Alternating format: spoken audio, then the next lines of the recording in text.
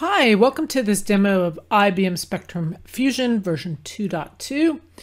In this demo, we'll show you the storage defined interface as well as the hyper-converged interface and all the different things you can do from within Spectrum Fusion. Now remember, Spectrum Fusion is a container-native software-defined storage for Red Hat OpenShift and IBM Cloud Paks. It provides robust data services and a global data foundation for all OpenShift applications, and it's built from proven IBM Spectrum storage components. It comes in two deployment options, both the software-defined storage and the hyper-converged infrastructure. So we'll show you both of those interfaces in this demo. Now, some of the core capabilities of IBM Spectrum Fusion include direct provisioning of storage volumes, backup and restore of the applications, application resiliency via sync and async replication, global data platform for any application, any data source, any protocol, anywhere, and a simple and efficient centralized management of all the OpenShift data services.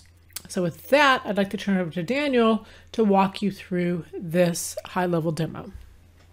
Hello, my name is Daniel. I'm the lead architect for Spectrum Fusion here in Germany, and today I have the privilege to take you through a little demo of Spectrum Fusion, both the SDS version and the HCI. So let's start with the SDS version first. But before I do that, I want to highlight one important fact, and therefore I have two slides. Spectrum Fusion SDS is an operator-based install.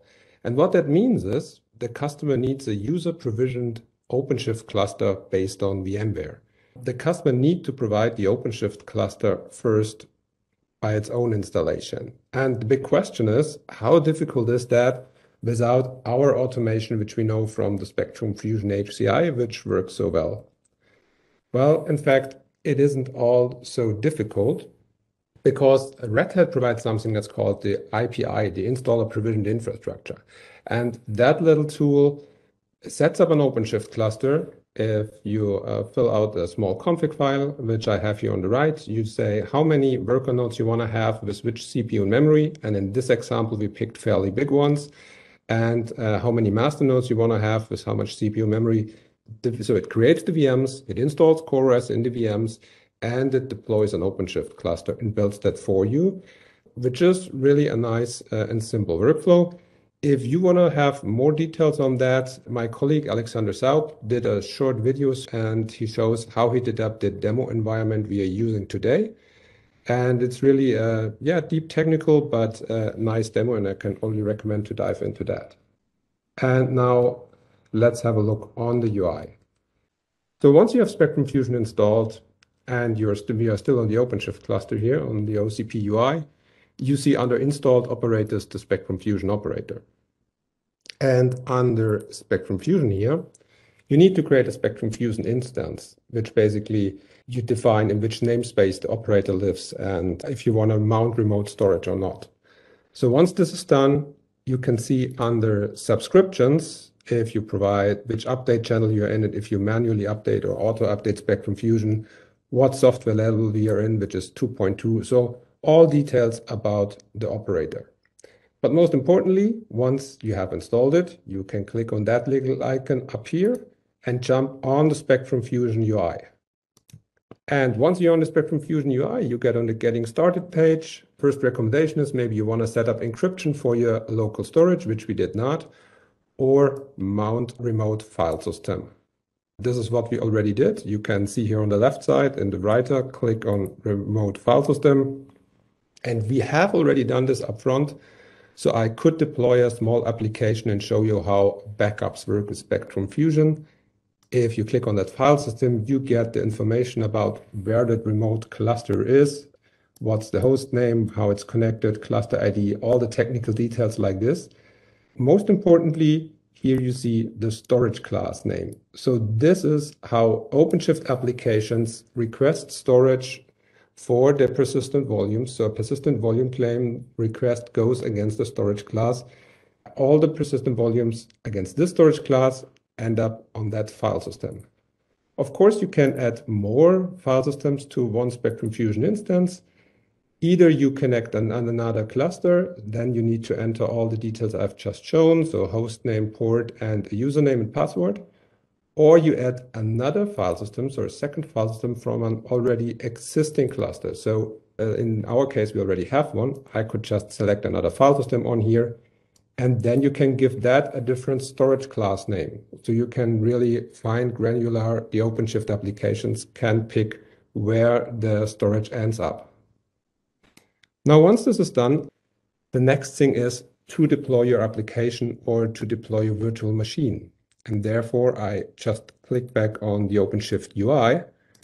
If you know OpenShift a little bit, you know projects, namespaces, this is where your application lives. You create a namespace, and in here, you can deploy your application. So in my case, I have 3 pods running here.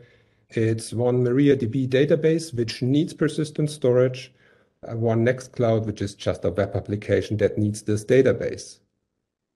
If you see the persistent volume claim here, that is what we will see in a second in the Spectrum Fusion UI as well. This is the persistent volume claim for the MariaDB, where the database lives and is stored. Even if the pod is restarted, the data persists. It has a size of 15 GB, and it uses that storage class I just mentioned, the Spectrum Scale default storage class. Now let's switch back to the Spectrum Fusion UI and see how this namespace looks like from a Spectrum Fusion point of view. For that, we have here the Applications Writer, and you see all the namespaces on our OpenShift cluster. There's the one I just showed, the Didana demo with the 15 GB project, and you see it's backed up. It's successfully backed up. That was the last backup run, and we have 2 policies on it. Now let's dive a step deeper in here. Again, you get the storage view, you get the backup view, and you get all the resources. And the resources is how the OpenShift application is put together. You have the deployment config, which says what kind of application it is. You have the secrets where the passwords are stored. You have the services which are able to communicate with that application, all that stuff, and they need to be backed up. So in case of a restore, you can restore not only the persistent data, but also the configuration of your application. We can go one step deeper into storage. Here is the persistent volume claim ID and things like that. But in the backup writer, you see really a lot. So we have 2 backup policies here. One is a daily snapshot, which is kept for 30 days and is taken every day at 11 o'clock. And then we have an hourly snapshot, but this one is only kept for 5 days. So you see how easy it is to get a complex backup policy description up here in Spectrum Fusion, easily assigned to your application. And you see when it was run, the status. If you want to restore, it's really fairly simple. You just click the restore button. And you could restore to a different project or to the same, so to your namespace. And when you restore to your namespace, you see all the snapshot-based backups. You can select one, then you select what you want to restore. So do you want to restore the persistent volume claim of your database, or do you only want to restore, or maybe both, the config of your OpenShift application? And then you click the restore button and off it goes. So this is a very powerful administration, and on the same side, pretty simple to use. It's pretty obvious how these menus work together. Under backup policies, you set the policies, and you can create a new one, like a yearly one that's only backing up once a month or something like that.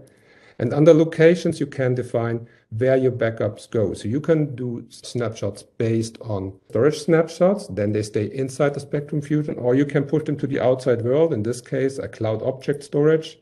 You could different backup locations. Here are the 3 big public clouds, but it's all based on object storage, and you just need to provide the endpoint and the bucket name and an access and secret key, which is like username and password.